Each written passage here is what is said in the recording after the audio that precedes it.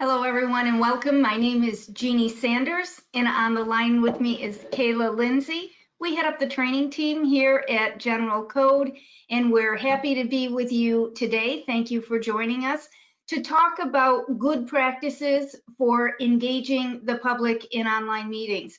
As the training team at General Code, Kayla and I get a lot of opportunity to host online meetings and also to talk to people across the United States about what they're doing in terms of their own online meetings. So we wanted to come here today to share with you some of the things across various communities that they're doing, things that are working well, and hopefully provide an opportunity for you to share some things as well. So before we get started, before we get into the content, let me talk a little bit about what we're using today and how you can interact with us. So let me first say, Kayla, am I sharing my screen just fine? Yes, looks good. Awesome. So today we're using GoToWebinar to have our meeting. And as we'll talk about during the day today, it matters a lot what you're using. It matters that you help people understand how you want them to interact and what's available out there. So we find that we take time at the beginning of all of our meetings to sort of give an orientation. Oftentimes, Kayla and I are using a different platform, and there's different interactive features. Today, because of two things, because the sheer number of people on the call today, everyone is going to be in mute. So we won't have that option to talk as much. And also, we don't have, because we're using GoToWebinar, the chat feature. So Kayla, why don't you just give them an orientation to what we do have and how we hope that people will talk with us? Sure, of course. We do have a questions pod. We call it like the questions pod. So feel free to put in any questions or comments that you have throughout the session. I'll be monitoring that the whole time. So I'll be responding to you if you have any questions or passing them along to Jeannie if it's helpful for everyone to hear. Jeannie will also be asking a couple of questions throughout the webinar, and she'll ask you to raise your hand. So if you'll locate the little raise hand button that she's showing you there, if she asks you that question and you want to respond, feel free to raise your hands, and I'll put your hands down too after the question's over. Which is a really handy feature to be able to have. So you can, when you're running a meeting, you can have some rapid fire questions ready to ask people, get a very quick answer, lower their hands and come back with another question. It's a very good feature to have. One of the things that Kayla and I hear a lot on any sort of an online meeting is that the participants don't know how to hide the control panel. So I thought I would just point that out here and GoToWebinar. I know that a lot of people use Zoom, and I will talk about Zoom later, but here in GoToWebinar, if the control panel is hiding too much of your screen, you'll use this little orange arrow and it will tell it to go off to the side, and that same arrow will bring it back if you want to use something on the control panel. Sticking with the control panel, there's a couple of other handy features you might like to know about, and I tried to put some notes here at the bottom of this slide. Many people will ask if we have a copy of the presentation that we're giving. We do, and it's already posted right up there for you, so you're welcome to go download that at any time.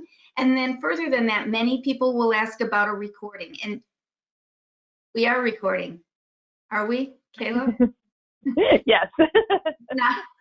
It is not something that I often think about. And boy, that just stopped me. So yes, I hope we are recording because we said.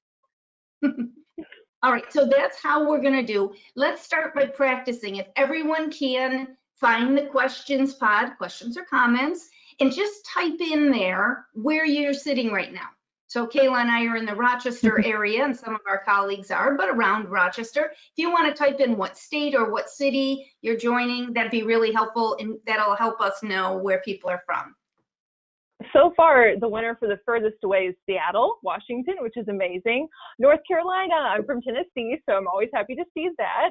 A lot of people working from home, New Jersey, a couple in Oklahoma, lots of New Jersey, lots of fellow New Yorkers. Elizabethton, Tennessee. Ah, yeah, I know exactly where that is, Jack. That's awesome. Lots of folks from all over. Oh my gosh, I'm so pleased. This is amazing. Yeah, Lots of awesome. Michigan. Yeah. Awesome. So glad you all are here. Yes, me too. And very glad everybody found the questions pod. And while we're practicing this, let's everybody raise your hand if you're a fan of chocolate. Everybody finds it. Are you seeing that, Kayla? Let's see. Do I get to see? Oh, yes, I see them coming in. And yeah. Looks like the majority, which is good. Yep. Yeah. And it's okay if you don't like chocolate. That's fine. Yeah. So notice that you can lower your own hand, or Kayla can lower everybody's hands. So again, we'll talk about it a little bit later, but depending on what role you are in an online meeting, understanding how these things work is really critical. So Kayla and I are interacting at the presenter stage, and you're interacting as the attendee. So you have some controls, and we see a different set of controls. More to come on that later. I'm going to just move on and give everybody an idea of what we had for an agenda. When we were putting together everything that we wanted to talk about, what we noticed was everything fell into basically one of three buckets. When we talked about best practices, either what we were talking about was something really good to know for in the planning stage of the meeting, the before the meeting happens, what do we do to let our public know, or anyone that's going to join us in the meeting about the meeting, or all kinds of information. To me, that was the most rich. I was really interested in the things I learned. I'm going to be showing you lots of different municipal websites to show you what they do, and we'll ask you a little bit about what you're doing as well. Then we're going to move on to the delivering the actual meeting. What are good habits to do during your meeting? And what do you have to sort of learn to get ready to do that? And then finally, how do you give the resources that are gathered at the meeting post-meeting? And again, I'll show you what some different municipalities are doing. So without further ado, let's go right ahead and get started. So one municipality that I found actually goes through quite a bit of work to get their folks to sign up to join a meeting. When you do that, if you're one of those municipalities or organizations that have people sign up to be able to present in the meeting, the good side about that is you know who's coming, you know about how much input you're going to have, you know what they want to talk about. The sort of the flip side of that is, though, it is extra work on the part of the organization, because now you have to get back to them. So let me show you what that ends up looking like. I have everything all set in my browser, so let me just get over there. And, oh no, sorry about that. This is the one I want to show you, but before we get there, I am going to show you what it looks like for the user. So because this is sort of busy on their website, I copied and pasted the piece I wanted you to know. So, and I've highlighted it here for you. So anyone who wants to speak has to fill out a form, and they give the link right there. I'm going to take you to that form in a minute. They give them the deadline of when they need to get that information filled out by. They tell you how you're going to connect. It's a Zoom meeting, and that those links to join the meeting will be sent to the individuals. And they're very clear. If you want to speak at a meeting, you need to fill out that form. If you'd like to submit some written feedback, you can also do that. You can send an email, or you can send a piece of mail through the USPS, and they give you everything that you need. They also tell you, I thought it was very nice and thorough, that all written comments, so you're not speaking there, but all written comments will absolutely be presented at the meeting and then recorded in the meeting minutes. Now, let me go over to that website. And this is what that form looks like. So if we lived in a town of Manchester, we would click the link because we want to speak. One of the things that I thought was really nice there, I've kind of blown up this, so I hope it's a little bit easier for you to see. They tell you right in here, you're going to receive a confirmation email. You're also going to receive a second email that's going to provide you the Zoom link. They tell you that, again, that it's going to be via Zoom. The information that they request is all required information, your name, address, and email, exactly the meeting that you're asking to speak at, and then specifically the application in which you want to speak about. Not a ton of information, just enough that gets forwarded to someone, and then 2 emails come as a result of that. Let me go back to my PowerPoint and flip that. Before I flip that over, let me ask you, because I thought that was a little bit unusual. I didn't see a lot of that. Anyone on the call right now, do you do something similar? Do you solicit people to fill out a form and call you? Raise your hand if that's how you're doing it now, or if you yourself live in a community where that's how you have to do it. Fill out a form to attend a meeting. Looks like we have a couple of hands up, but not the majority, actually. All right, so let's remind me, Kayla, if I don't think of it, to ask as we go. So I'm going to show you some different ways that municipalities are doing it. In this case, this was, in my mind, what I found to be the most popular. Municipalities just putting that link out for people to attend the meeting. So this is what that ended up looking like. This is a city in California, and I really liked their website because, first of all, I think a lot of people, it resonates with them just when they see live stream, like, oh, I know what that is. I'm going to be able to attend a meeting. I'm going to see it right when it's happening. So they made it very prominent. This is the homepage for them. It cycles to other things, but it's right there on their homepage. And then further from that, if you click that link, this is the next page that you're brought to. And what I really liked about the way that the city is doing this is not only did they have upcoming meetings, but they had all the past meetings right there for you to watch. So you could know when the next meeting is going to be. And if it's coming right up, you can come back to this page and watch the meeting happen live. If you miss it, you can always see it at a different time. I just thought the user experience here was really easy for people to see the meeting. Another municipality actually has this page going all the time. And what I liked about the way the town of Penfield does it is they list right at the top of the page all the ways in which you could watch the meeting. So on your cable, or if you have an app, all of these ways that you could see a meeting happening, and they're all listed there. They also did something, I talked to the good folks at Penfield about this. They also, this is another page on their website, where when a meeting is happening live, what they do is post the agenda, and that's what you're seeing on the left-hand side of the page. That's the agenda for that meeting. And on the right-hand side of the page is how people can interact live right there. They're told. They fill out that form, and they can either fill it out in writing, or if you look up here at the top of the page, right up at this area, they have a phone number where they can call in live. There's someone on the end of the phone, I asked about this, who vets those calls. And after they make sure that it's pertinent to what they're talking about right now, they're patched right into the meeting, and the person can use their phone and talk. So I thought that was really unusual. A couple of things that I was able to ask of the good folks at Penfield, how this is working. I was so surprised at how they were doing this. I said, how many people do you have running your meetings? She said a number, like 4 people. There's someone dedicated to answering those phones and vetting those calls before they go through. And then I asked a follow-up question, and it was, wow, is this something that you have just started since the stay-at-home order? And she said, no.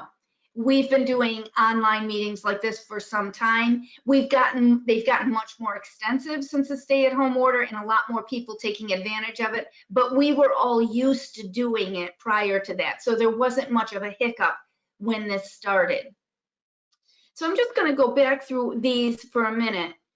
We're talking here about the way that the public finds out about the meeting is there's a general link posted, and people can live stream or connect to the meeting. Again, by a show of hands, is this how you're doing it? Do you post it out there for people to see?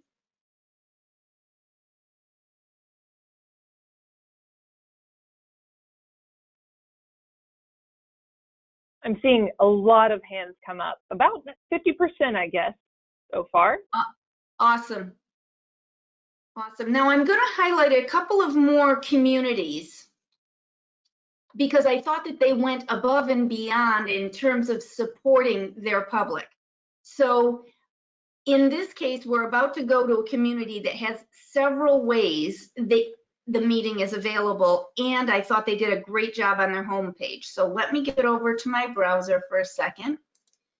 So here we are in the town of Henrietta, and right on their homepage, look at this, public meeting participation information right there. On top of that, I'm going to scroll down a little bit to see, like, well, here's one coming right up tonight. So when you click that link that talks about public meeting attendance information, what you get is everything you could possibly want. And one of the things that I talked to the clerk here about was, you know, why? Why do you have Zoom? And you'll notice right here, they have access to YouTube. They could watch it by Facebook. And she said, we have a lot of people in our community that Zoom was new for. Back in March, Zoom was very new. Perhaps it's more available to people now. But one thing that people knew and were familiar with was YouTube or Facebook.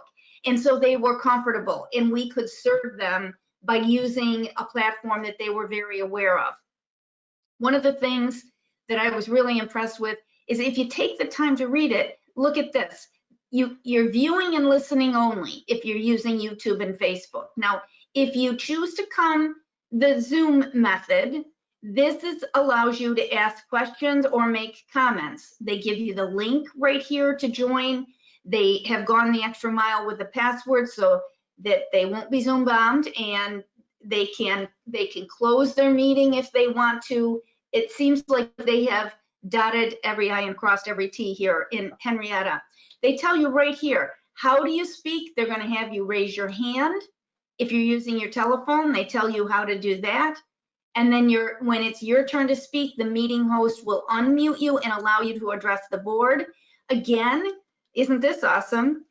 If they just want to make a comment, they use the Q&A feature in Zoom. About the only other thing I could think of that the town of Henrietta could add if they wanted to was an additional page here that offered maybe a cheat sheet of what Zoom looks like, and here's where the Q&A pod is and so forth.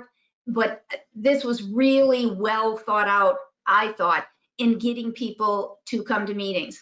And another thing that they do, and this is fluctuating, the meeting is held both in person and virtually, so people have the ability to do that. When I spoke with a clerk here, what she said was she expected this to go on for forever, right? That we're going to have meetings where people can always join virtually if that's more convenient for them. While I'm right here, let me go back and show you actually just one more. There is another municipality that I found that actually did that help thing, help them get to the meeting by using a tool that we all use in our meetings. So let me get over to there. Oh, rats. There it is. So this is the agenda. We're all used to the agenda. Everyone who attends a meeting is used to looking for the agenda prior, which is great. Look what they do on page 2 of their agenda. So page 1 tells you what we're going to talk about at the meeting. Page 2, every bit of information about attending the meeting. So if you're going to attend in person, here's all the information and how you comment. If you'd like to view from home, you can view it live stream. You can watch on any computer. Here is how you make comments. For them, the comments are all submitted in writing. And as we talked about earlier, those comments are read publicly during the meeting and then recorded as part of the minutes. So that was sort of the tour, if you will, of the beginning part of the meeting, getting planned, How do you advertise it to your public? And before I move on, Kayla, I'm just going to check in with you. Any special questions or comments coming in from anyone? I got a couple of mentions about promotion on social media. So using your Facebook or Twitter account to remind people this is what time, especially if you have this level of detailed plans, I think, for how they can register and how they can speak or listen in, having a link in those social media pages to help guide people there is really helpful. I know that Facebook and Twitter are often the first places I look for that sort of information. That's awesome. Yes. I can't believe I didn't think to do that, but thank you for adding, everyone. All right. So let's turn our attention now to actual delivering of the meeting. I could not get past this topic without actually talking about equipment, because that really is paramount to having a good, effective meeting. So let me move on for a minute. So the equipment that you might think about, for those of you maybe that haven't gotten into online meetings yet, if you haven't, these are some of the things that you're going to be thinking about. For sure, what's essential is a webcam, a speaker, and a microphone. Some people have invested in all-in-ones, right? So I wanted to put that there on the screen. That's very nice for your IT departments, because instead of having 3 devices to troubleshoot and to set up and to configure, there's one. And so many people have gone that route. I will also just give a quick shout out to a green screen. So many people, since we've been doing more and more online meetings, many people are using what's called a background. So just to talk very real about our meeting right here now, you are not looking at a background. This is actually my office. So because we're using GoTo, using a background is a little bit more complicated. I actually do have a green screen and I do use it, but not when I'm in GoTo. It requires a specific type of webcam. But if you have ever been on a meeting and someone has a background on, you will know, because it's kind of hard to describe. They mysteriously come and go or disappear. So you'd especially see it if they used their hands and went outside. It looks like a little bit of their hand disappears and oh my goodness, it comes right back up. Or another one that really strikes me is when somebody's head is moving, like maybe looking at the left-hand monitor or the right-hand monitor. When a background is on, you sometimes lose their profile. With a green screen, all of that is cleaned up quite a bit. You can hand gesture and you can freely move around, and the person's head, face, arms don't pixelate. So this is some of the equipment that is necessary to have meetings. I have a couple of polls that I'd like to run. So Kayla, if you could put up that first poll. The first thing I'm interested in knowing about, out of curiosity, how many of you have had to purchase equipment this year? And if it was, what did you buy? Microphone, speaker, webcam, anyone in the all-in-ones? They're coming in. Oh, lots of webcams purchased, lots of microphones. Yep, I understand that too. A small handful haven't purchased anything new, but it looks like most people are investing in webcams and microphones more than anything else. How about the all-in-ones? Do we have any takers for all-in-ones? Looks like 14% actually. Awesome. If those of you that did purchase an all-in-one, if you could take a moment to put in question, I'm always interested to know what you purchased. So whenever you're ready, Kayla, you can post those results so everyone can see them. All right. Gonna share that. There we go. Awesome. Excellent. So it looks like it's pretty even between webcam and no purchases at all. Kayla, let's follow that right up with the next poll. So this is sort of a tag along. How many of you have something budgeted for 2021 for equipment? How many of you are thinking you're going to have to invest? And for those of you saying yes, again, if you could take a minute, what do you need? Is it a better webcam? Is it a better speaker or microphone? My guess is that you would be, when the public is attending your meetings, you would be getting feedback if they couldn't hear you. And for you on the other end, if they're speaking and it's not clear, again, you might want a better speaker. I'm seeing a lot. It started off 50-50 for a bit, and now it's starting to be more no rather than yes. I'm going to close the poll in just a second so that way we can see the results. I'm seeing a lot of people who have invested in combos, webcam or microphones, purchasing new monitors as well. Okay, I'm going to close the poll and share that. That's awesome. Thank you. You know what? When you just said that, Kayla, I didn't think of it. It should have been something I put there because I think for many of us, when we're working from home, having those extra monitors or having a large monitor, especially if you're running a web meeting and you're in a big room, you're in the town offices and you're in a big room, having that big monitor is a real handy feature. So I didn't think of that. Okay, so thank you everyone for participating.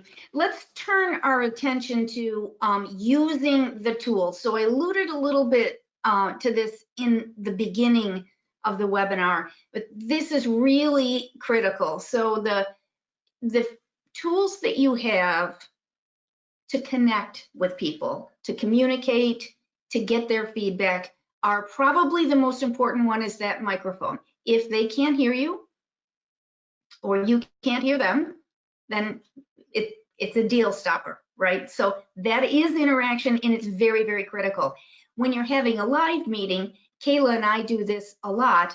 When you're having a live meeting with a handful of people, not what we have on the line today, but perhaps, between 2 and 10 people, you spend a lot of time, I'm sure you know, in the beginning of the meeting, just adjusting the audio, making sure that everyone has a microphone or that they know how to dial in so that they can communicate. Microphone is probably the most critical way in which we communicate. Also, we will talk about that webcam. It's a very polarizing topic, but oftentimes what I say about the webcam for interactivity is using it strategically. So you may have noticed, I really like the way that Kayla uses her webcam on and off so that there's a little bit of changing on the screen and also it brings interest. So consider using your webcam sort of strategically. We have used in our meeting today the raise hands. So if you like that and you haven't chosen a web conference tool, you might want to look to make sure that they do have that. Then there's Q&A versus chat. And so Q&A is what GoToWebinar has in the feature that is questions and answers questions and answers are always private to begin with. So John Doe writes in a question, the rest of you don't see it. Now, if Kayla or I look at John Doe's question and we reply, we can choose to reply and send that answer out to everyone. So let's say John asked something about, is there a recording of the webinar? This is a question coming in from a lot of people. So when you use Q&A, the hosts have more control over who sees the questions. We can choose to reply privately if it's not really a conversation we want to start with everybody, or reply to all and everyone gets to see both the question and the answer. Kayla, have any of those types of questions come in where you've posted it out to everyone? Not yet, no. But we might. Yes. The other feature that's very similar to Q&A, and in fact, lots of times people will use it synonymously, but it's not the same thing, is chat. So what chat is that's automatically public. It's a running conversation. We might use chat, to start the meeting and say, hello everyone, and then everyone can write in. I would have liked chat. I would have preferred to use that today. Like, wouldn't it have been fun if in the beginning of the meeting when we were all writing in where we're attending from, for everyone to be able to see that. So that is something that I always talk to people about. Before you choose a meeting software, you want to make sure that it has the features that you want to use. Now, GoTo does have a chat feature, and it's in GoTo Meeting, but it's not in GoTo Webinar. Polls, we've used a couple of different polls. One of the things when you're testing out a web conferencing software is, are you allowed to preset your polls? One of the meeting software that Kayla and I use a lot is Microsoft Teams. And with Microsoft Teams, it's not quite as straightforward to preset your polls like I did for today. Everything is all ready. I don't have to type them as I go, and we can just post them. Whenever I run a webinar, I can do that when I'm in GoTo. With Teams, it's a little bit more of frankly, of a hassle to create a poll. So another thing for you to think about. And then finally, there's those yes, no options. That's very nice to have. Just a little check, and Zoom has a yes, no. In fact, my next screen shows a little bit more about Zoom, and it allows me to talk about that other thing. Remember, especially if you're new to creating or running meetings, what you see as the host or the presenter is entirely different than what your attendees see. So I've given you a couple of panels here, and a lot of people use Zoom. Let me see if I can point to it on my screen. Here are those yes, no buttons, which is very, very handy to have, and they're a part of Zoom. When you look at the individual attendees, you can see whether they're muted or not, whether they're using their webcam, if they have their hand up, if they've answered a question, yes or no. And look at this, the clear all button. That's your ability to bring everybody's hand down or clear out the yes, no's and ask another question. Some of the features that are absolutely critical to learn about as the presenter are muting and unmuting, not only yourself, but your attendees, starting and stopping your video, and then, of course, sharing your screen. These are all things that you work with ahead of time and learn how to use. And I'll just throw one small tidbit out there for anyone who's really new and going to be starting their own meetings. The research says, and I have tested it, it takes about 6 times of running a meeting before you get comfortable doing it. So I have also learned that if you use Zoom all the time, and let's say for whatever reason you have to go deliver using Webex or GoTo, it's not easy. It's going to take another 6 times before you develop sort of what I call muscle memory, so that it feels very fluid when you're running the meetings. So if you've had a couple of opportunities to run meetings and it still feels uncomfortable or clunky, hang in there. You'll be amazed when you hit that 6th meeting. All of a sudden you'll feel like, hey, I got this. What was I so upset about? This is not so bad, but it does take time. Kayla, let's put up our 3rd poll here, and out of curiosity, see what sorts of interactive tools that people use the most often. You've got chat, the raise hands feature. Oh yeah, they're coming in. Lots of chat. And Kayla, we have seen that an awful lot with the meetings that we have done in the last few months. Lots of times people don't have a microphone, huh? Yes, exactly. Some people don't use microphones, so they depend on chat or the questions pod for communication. But it looks like a lot of people are using the microphone or their telephone successfully. A lot of people are using raise hands as well. I think raise hands is funny. We used to be teachers, Jeannie and I both, so lots of raising of hands going on. I wonder if I can bother you for just one more thing. Would everybody take a minute and put in the questions pod? I'm just curious, and boy, this is going to be hard for you, Kayla. What are you using? Zoom? Teams? GoTo? Webex? Something else? I don't know how fast you're going to be able to catch them, Kayla, but lots of Zoom. Lots of Okay. Zoom so far. Some Teams, Google Meet. Oh, I didn't think about that one. I didn't either. Facebook. A lot of Zoom, though. That seems to be the most frequent, and some live streaming YouTube and Facebook. Yep, and you know what's nice about both Google and Teams is it's free, right? Once they have their subscription, and it's so available to everyone. So that's awesome. Thank you very much for that, everyone. The final thing that I will talk about in terms of presenting the meeting is the concept of co-facilitators, like you have seen with Kayla and myself. So you really need to plan out, if you're thinking you're the presenter, first, can you handle everything there is? So what that is actually doing the presenting, but then looking at all the other channels. Are you able to hear if somebody raises their hand? Usually there's an auditory sound when somebody raises a hand, or you have to be looking at another panel.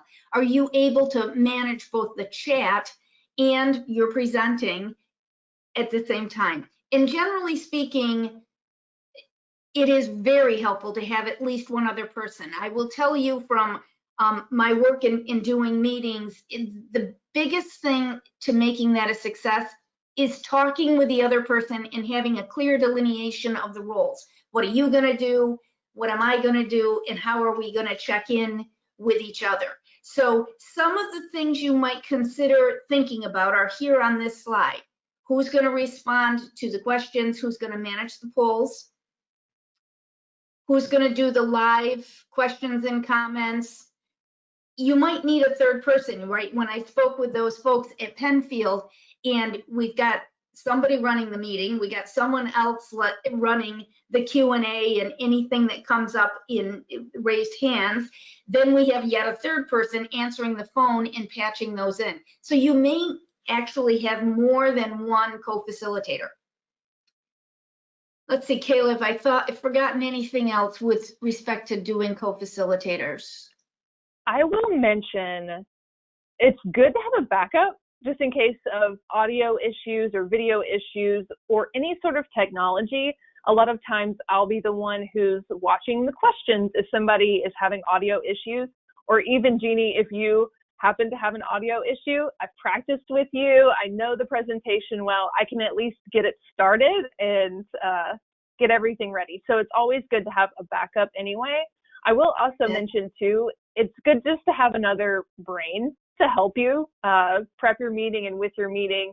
They're paying attention to the meeting, and even with follow-up as well, which I know we'll get to in a second, it's good to have somebody else who is there and can work with you and help follow up. You know, that's a really good point, because, you know, no matter how well prepared we are for our meetings, if you're the sole person, there you are running the meeting and it's going, and that's fine. But if something does come up that you want to jot a note down about or make sure that you don't forget, when you're the only person, there's actual downtime. And you're like, just a second, I had to write a note, as opposed to Kayla and I being able to say, whoever's presenting at the time, to be able to throw it over to the other one and say, hey, will you help me remember that at the end of the meeting? So that was awesome. Having more than one brain on the job is a good thing. Thanks for that. One of the things that came up in that last slide about answering live questions, one of the other things to think about is to be able to have apps and answer the questions live, so you don't have to put it off. So somebody comes into a call and they have a question about something in the code, the fact that with even two of us here, one of us could grab our phone, who's ever not using or presenting at the time, and then just get to the search app and be able to look up what's needed on the code and answer that question. I know that's come up in more than one time when you're at a zoning meeting and somebody's saying, I think it says this in our code, and to be able to pull up the search app and check it right then, as opposed to having one more thing to have to follow up with at the end of the meeting. So that has been one really wonderful thing about online meetings, that we all have access to our computers and our phones and can get business done really efficiently. So let's turn our attention and talk about post-meeting resources. So no shock here, the two things we're really looking for are meeting minutes and recording meetings. A nice benefit will be, where are the upcoming meetings? So there's a couple of different municipalities that I'm going to highlight here. In terms of meeting minutes, let me show you the city of O'Fallon in Missouri. So with them, they have their minutes posted right alongside of their code. So all anyone would need to do is click here on minutes. If you are looking for minutes for any particular board, they are all listed here, right? So I can go here, I can see all of the minutes from not only 2020, but if I wanted to get minutes from a long time ago, those are here. When I find the meeting minute that I wanted to look at, all I do is click that link. If I live in the city, this is straightforward for me. I can print from here, I can download.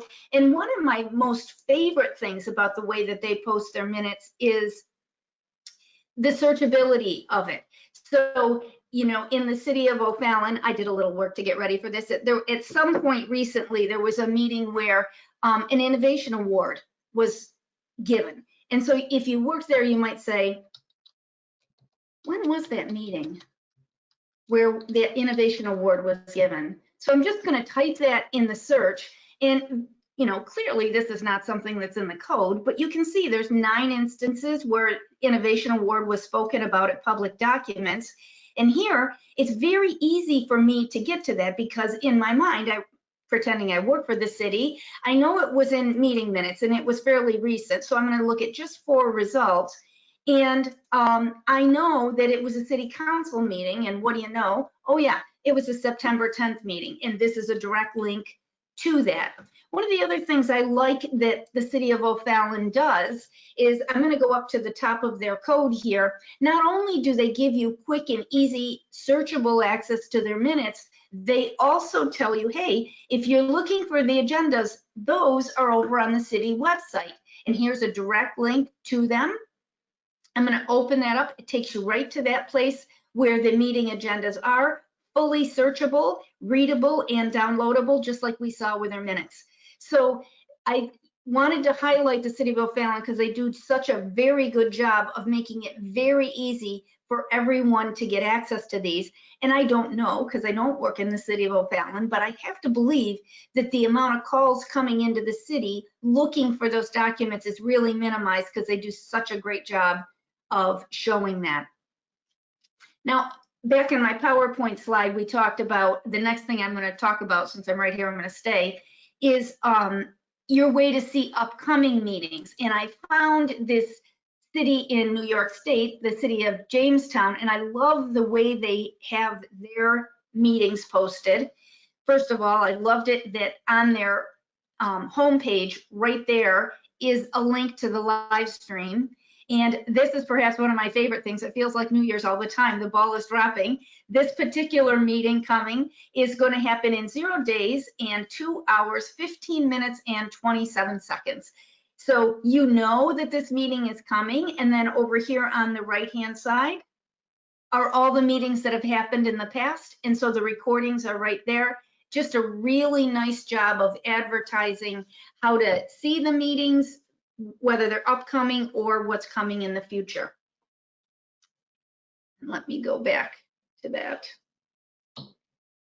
So with that, I'd like to open it up any further for different questions. Before I actually take any of those questions live, let me do this. let me tell you that if you've downloaded the handout, you already have this and know it.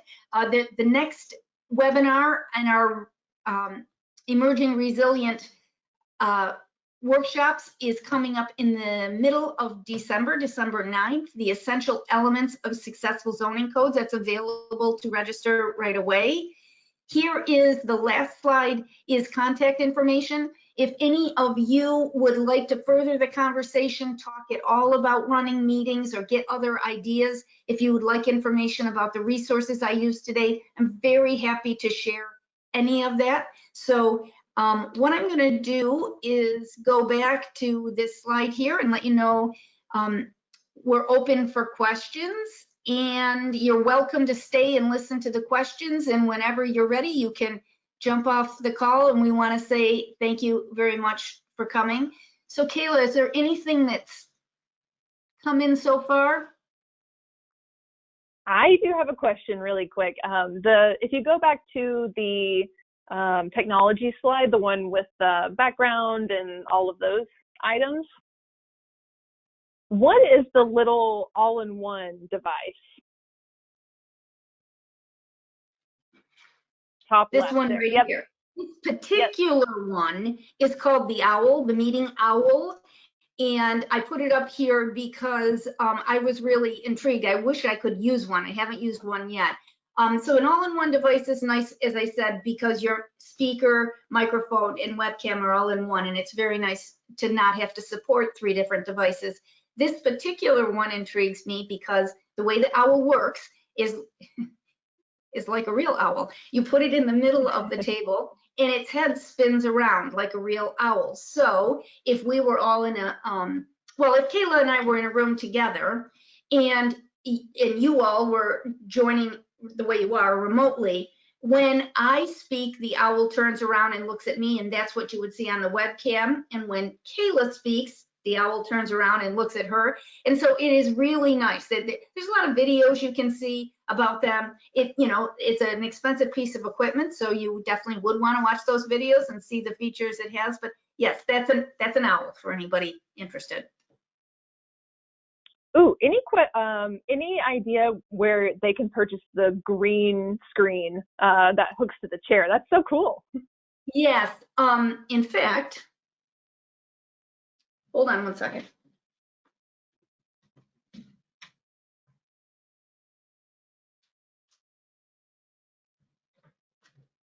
So if I was on the meeting with you, I would have said, I purchased equipment. I did when we had to go home. So this is called a web around, and it works very well. As I told you, I don't have it on for GoTo because I need a special camera for GoTo. But to give you a sense of how big it is,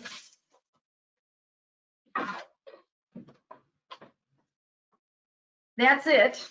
And so it's really not very pretty when you're doing it just like this. But if I put on a fake background right now, you'd really see the difference. The nice thing about the web around is it's fairly small, so it takes up a lot of room right now. It's 60 inches wide. There's another type of green screen, and it is a whole sheet. It's like a sheet of green. And it just would take up a lot more room in your house, and I think a lot more to put up. So this was just very convenient. Plus it was also portable. So if I do go into the office and I want to use my green screen for a fake background, I can do that. I can carry it around with me.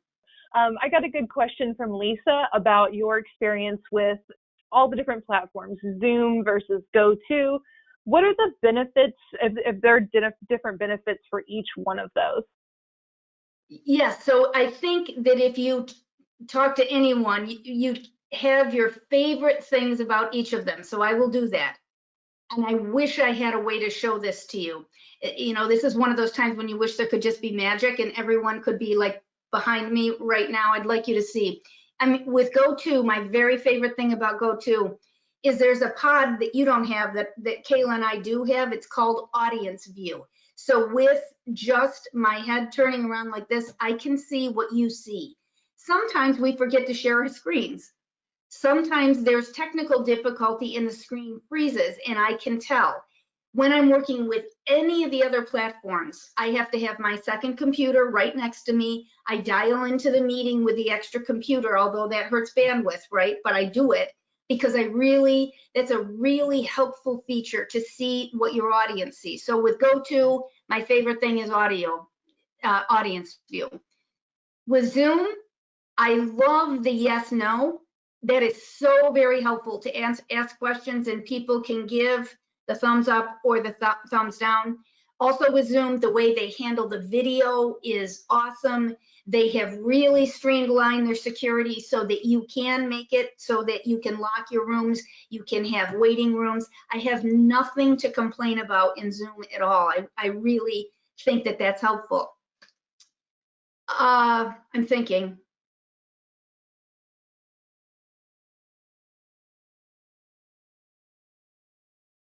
To be fair,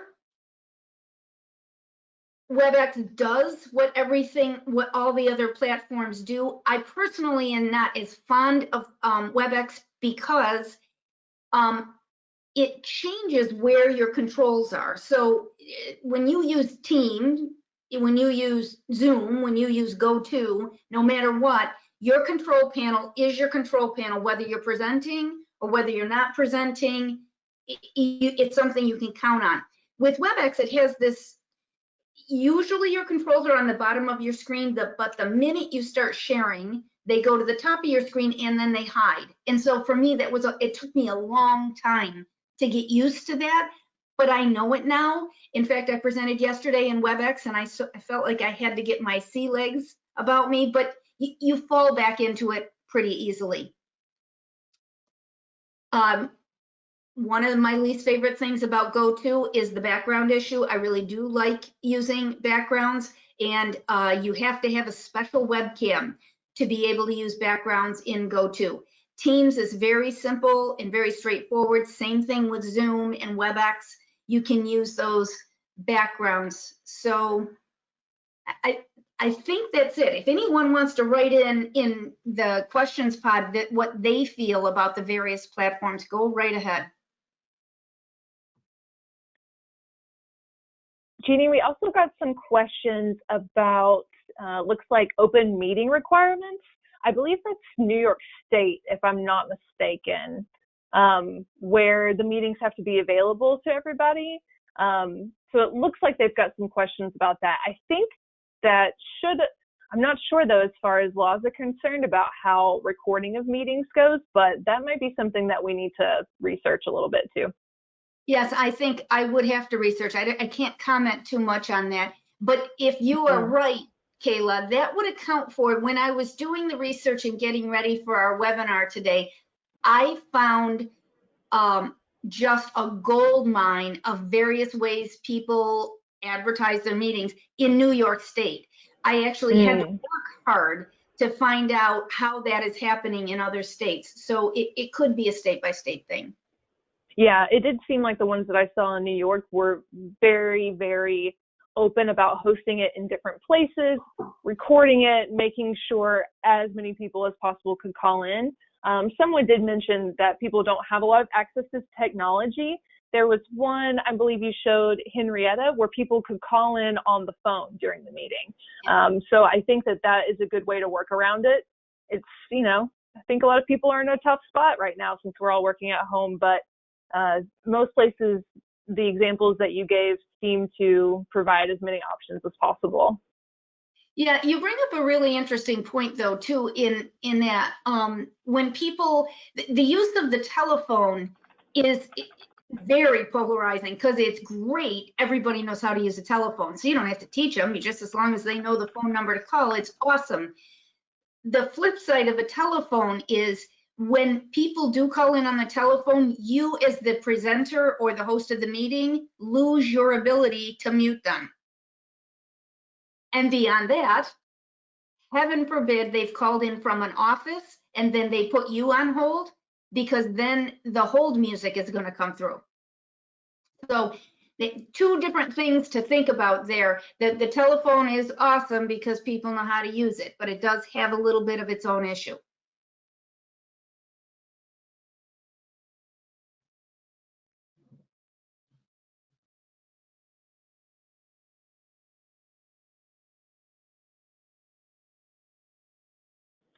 Jeannie, do Wrapping you up? have any Yes, one quick question. Do you have any other resources that you can recommend for learning more about how to host Zoom meetings, for example?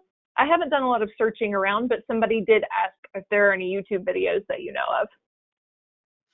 Yeah, because I had to present in Zoom and I had never used it before. So that is exactly what I did. I Googled quite a bit and watched them, and I talked to people who had Zoom accounts. That's the other thing that's nice about Zoom. You can sign in for a free account and practice your own meetings. That would be the number one thing I would say to do. I will give one caution though, as I'm talking about that. And I learned it just with general code because we have a Zoom account as well. If you go with the free Zoom account, your meetings, at least when we were looking at it, and that was not too long ago, like August timeframe, I think. In that time frame, if you wanted to start a free Zoom account, that's awesome. You can use it. Your meetings can be no more than 40 minutes, 40. If your meeting goes beyond 40 minutes, they just cut the line. So for us, that wasn't going to work. We would, we were talking to people and we needed to be guaranteed that our meeting, we could end when we wanted to end. So the pricing plans though are very palatable, very reasonably priced. So if you have to learn to present with Zoom, going the free account is awesome for learning. And what you're going to do, and I do have these resources, if anybody is interested, make sure that you contact me. I have special step-by-step instructions for how do you come up to speed to be the one to offer a meeting.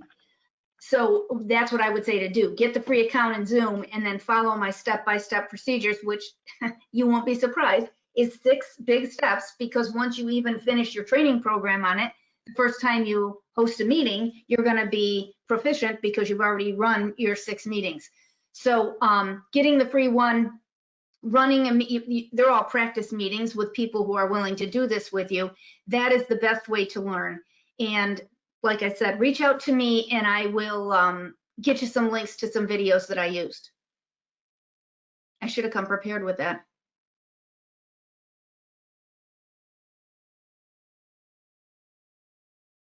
Let's see. It looks like our time is about up there, Jeannie. Folks, if you have additional questions, feel free to check on that PowerPoint. It's in the handout section. There we go. And then I'm going to leave that up. If anyone wants to reach out to me, there's my email address, and we'd be happy to get back to you. So thanks everybody for coming. We really appreciate it.